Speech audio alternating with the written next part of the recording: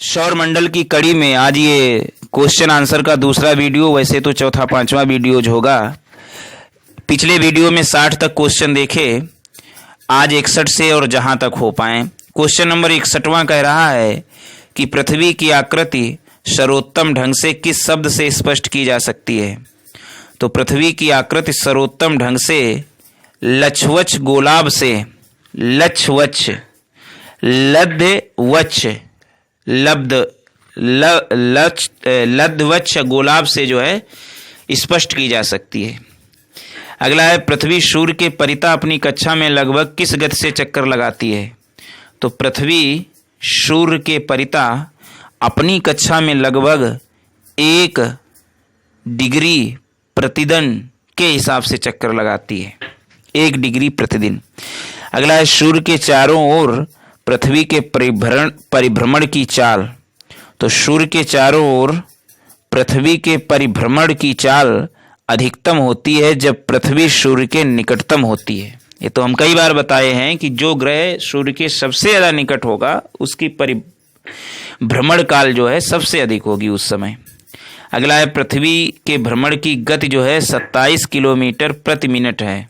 27 kilometre प्रति minute पृथ्वी का भ्रमण है, भ्रमण की गति। अगला है, भूमध्य रेखा पर पृथ्वी का व्यास लगभग 12,800 किलोमीटर है।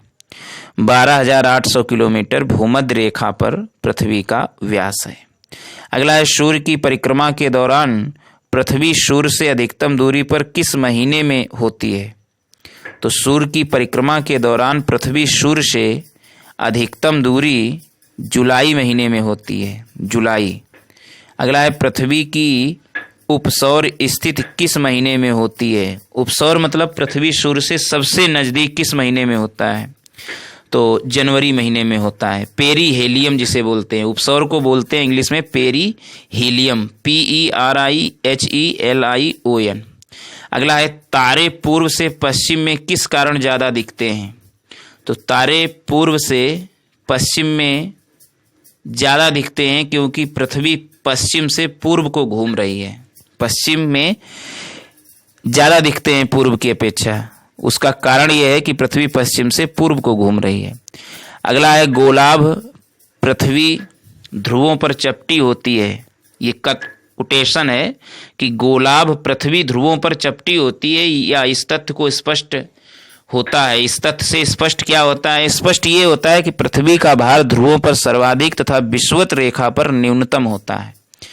गोलाभ पृथ्वी ध्रुवों पर चपटी होती है, इसका मतलब यह है कि पृथ्वी का भार ध्रुवों पर सर्वाधिक तथा विषुवत रेखा पर न्यूनतम होता है। अगला है, पृथ्वी अपने यक्ष पर घूमती है तो पश्चिम से पूर्व की ओर। आकार की दृष्टि से सौरमंडल में पृथ्वी का कौन सा स्थान है। तो आकार की दृष्टि से सौरमंडल में पृथ्वी का 5वां स्थान है। किस ग्रह को नीला ग्रह कहते हैं। तो पृथ्वी को नीला ग्रह कहते हैं। पृथ्वी स्थित कहाँ है। तो शुक्र एवं मंगल के मध्य में पृथ्वी स्थित है। किस दिन पृथ्वी सूर्य के सबसे निकट होती है। तो 3 जनवरी को। उपसौर होता है ना जनवरी महीने में, तो सबसे निकट होती है पृथ्वी सूर्य के 3 जनवरी को। अच्छा, पृथ्वी सूर्य से अपनी अधिकतम दूरी पर होती है 4 जुलाई को। उपसौर होता है जनवरी महीने में और जुलाई में अपसौर होता है। अपसौर 4 जुलाई को, उपसौर 3 जनवरी को। अच्छा, पृथ्वी सूर्य के इर्द गिर्द परिक्रमा करती है लगभग 365.25 दिन में। 365.25 दिन में पृथ्वी सूर्य के इर्द गिर्द परिक्रमा करती है। अच्छा, पृथ्वी का प्राकृतिक उपग्रह चंद्रमा है। दिन व रात होने का कारण क्या है। तो पृथ्वी का अपने यक्ष पर घूर्णन, यानी पृथ्वी का अपने यक्ष पर घूमना, यही जो है रात और दिन का कारण है। नेक्स्ट क्वेश्चन है, सूर्य के अतिरिक्त निकटतम सितारे से प्रकाश पृथ्वी तक पहुंचता है तो 4.2 वर्षों में। सूर्य से तो 8.3 में पहुंच जाता है, लेकिन दूसरा जो सबसे निकट सितारा है तो उससे प्रकाश पृथ्वी पर पहुंचता है 4.2 वर्ष में। अगला है, सूर्य से पृथ्वी की दूरी कितनी है। तो सूर्य से पृथ्वी की दूरी 149.6 मिलियन किलोमीटर है। 149.6 मिलियन किलोमीटर है। अगला है अपने यक्ष पर पृथ्वी एक चक्कर कितने समय में पूरा करती है? तो अपने यक्ष पर पृथ्वी एक चक्कर 23 घंटे 56 मिनट 4 सेकेंड। 23 घंटे 56 मिनट 4 सेकेंड।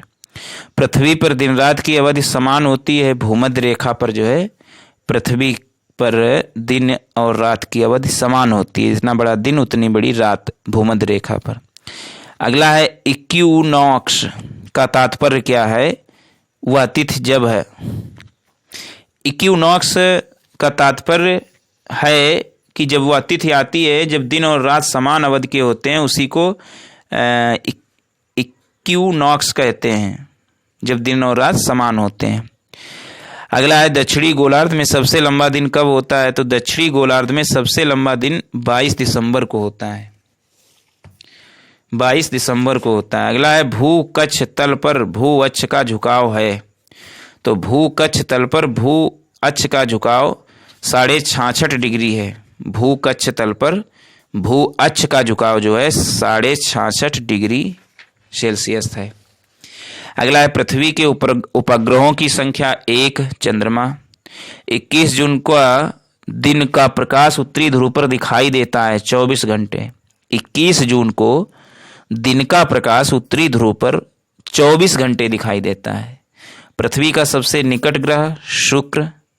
दूर की दृष्टि से तृतीय क्रम में कौन सा ग्रह है? तो दूरी की दृष्टि से तीसरा नंबर जो है पृथ्वी का है। दूरी की दृष्टि से तीसरा नंबर जो है किसका है? पृथ्वी का है। पहले पे बुध है, पहले पर बुध है और दूसरे पर दूसरा और तीसरा नंबर है पृथ्वी का। अगला है क्वेश्चन, पृथ्वी अपने परिक्रमण मार्ग पर परिक्रमा करते हुए अपने यक्ष द्वारा कक्षा तल पर कितने डिग्री का कोण बनाती है? तो पृथ्वी अपने परिक्रमण मार्ग पर परिक्रमा करते हुए अपने यक्ष द्वारा कक्षा तल पर 66.5 डिग्री का कोण बनाती है। 66.5 डिग्री का कोण बनाती है। अगला है किन तिथियों को सूर्य की किरणें विषुवत रेखा पर सीधी पड़ती हैं?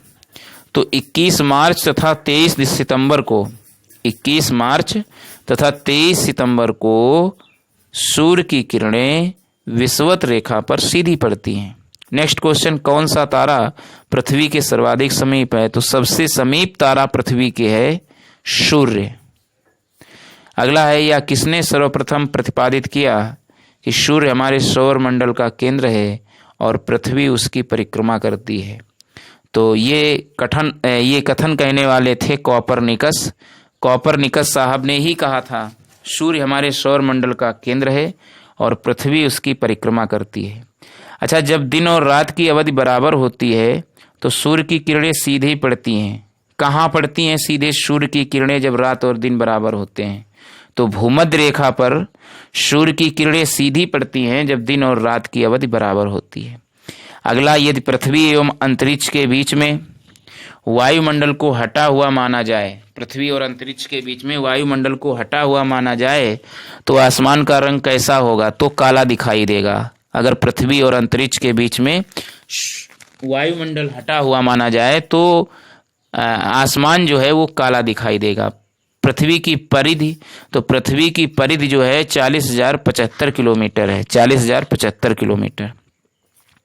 97वां क्वेश्चन है, किस तिथि को उत्तरी गोलार्ध में सबसे लंबा दिन होता है? तो 21 जून को उत्तरी गोलार्ध में सबसे लंबा दिन होता है। अगला है, किस तिथि को उत्तरी गोलार्ध में सबसे छोटा दिन होता है? तो 21 जून को उत्तरी गोलार्ध में सबसे लंबा दिन होता है और 22 दिसंबर को उत्तरी गोलार्ध में सबसे छोटा दिन होता है। अच्छा, ध्रुवों पर दिन की अवधि होती है। तो ध्रुवों पर दिन की अवधि 6 माह की होती है। 6 महीना दिन और 6 महीना रात। अच्छा, किस ग्रह का औसत घनत्व सबसे अधिक है? तो बुध एक ऐसा ग्रह है जिसका औसत घनत्व सबसे अधिक है, बुध का। किसने सबसे पहले पृथ्वी की परिधि को मापा? तो इरेटोस्थनीज, एक ये विद्वान है इरेटोस्थनीज, इन्होंने पृथ्वी की परिधि को सबसे पहले मापा। अगला है, पृथ्वी का ध्रुवीय व्यास उसके विषुवतीय व्यास से कितना कम है? तो पृथ्वी का ध्रुवीय व्यास उसके विषुवतीय व्यास से 43 किलोमीटर कम है। पृथ्वी का ध्रुवीय व्यास उसके विषुवतीय व्यास से 43 किलोमीटर कम है। अगला है पृथ्वी का विषुवतीय व्यास लगभग कितना है? 12,750 किलोमीटर पृथ्वी का विषुवतीय व्यास है। ध्रुवीय व्यास अलग होगा, विषुवतीय व्यास 12,750 किलोमीटर। अगला है पृथ्वी को उसके काल्पनिक अक्ष पर घूमने को क्या कहते हैं? तो पृथ्वी को उसके काल्पनिक अक्ष पर जो घूमती है अपने एक्सिस पर, ध्रुवी पर, तो उसको कहते हैं घूर्णन गति। ना तो परिभ्रमण कहते हैं ना कक्षा कहते हैं, उसको कहते हैं घूर्णन। क्या कहते हैं? घूर्णन। नेक्स्ट क्वेश्चन, पृथ्वी की अपनी कक्षा में गति पश्चिम से पूर्व की ओर होती है। पृथ्वी तथा सूर्य के मध्य सर्वाधिक दूरी किसके दौरान होती है? तो अपसौर के दौरान जो है पृथ्वी तथा सूर्य के मध्य सर्वाधिक दूरी होती है। अगला क्वेश्चन है, ऋतुएं किसके कारण होती हैं? तो सूर्य के चारों ओर पृथ्वी का जो परिक्रमण है, अर्थात कहा जाए परिभ्रमण गति जो है, परिभ्रमण गति जो है, परिक्रमण, सूर्य के ओर परिक्रमण, घूमना, तो ये जो है परिभ्रमण गति के कारण ऋतुएं बदलती हैं। पृथ्वी से आकार में छोटे ग्रह शुक्र और मंगल जो हैं पृथ्वी से आकार में छोटे ग्रह हैं। बाकी पृथ्वी से अरुण भी बड़ा है, मंगल भी बड़ा है, मंगल नहीं बड़ा है, अरुण बड़ा है, शुक्र भी बड़ा है पृथ्वी से, वरुण भी बड़ा है, और पृथ्वी से आकार में छोटे ग्रह अगर हैं तो शुक्र और मंगल ही हैं। अगला है, किसने पहली बार कहा कि पृथ्वी गोल है? तो एरिस्टोटल ने बताया कि पृथ्वी जो है गोल है। पृथ्वी की धुरी है तो झुकी हुई इसकी धुरी बताई जा रही है। पृथ्वी की धुरी कैसी है? झुकी हुई। नेक्स्ट क्वेश्चन, पृथ्वी के अतिरिक्त किस ग्रह पर वायुमंडल पाया जाता है? तो पृथ्वी के अतिरिक्त मंगल ग्रह पर वायुमंडल पाया जाता है। लाल रंग का दिखाई देने वाला ग्रह, तो लाल रंग का दिखाई देने वाला ग्रह मंगल ही है। अगला है, पृथ्वी के अतिरिक्त किस ग्रह पर ऋतु परिवर्तन संभव है? तो पृथ्वी के अतिरिक्त मंगल ग्रह पर ऋतु परिवर्तन संभव है, मंगल ग्रह पर। नेक्स्ट क्वेश्चन, प्रथम बार पृथ्वी के अतिरिक्त किस ग्रह पर मानव उपस्थिति की संभावना है? तो ऋतु परिवर्तन भी मंगल ग्रह पर और मानव उपस्थिति की भी संभावना मंगल ग्रह पर। अगला है, प्रथम बार मंगल ग्रह पर उतरने वाला अंतरिक्ष यान। तो प्रथम बार मंगल ग्रह पर उतरने वाला अंतरिक्ष यान पाथफाइंडर है।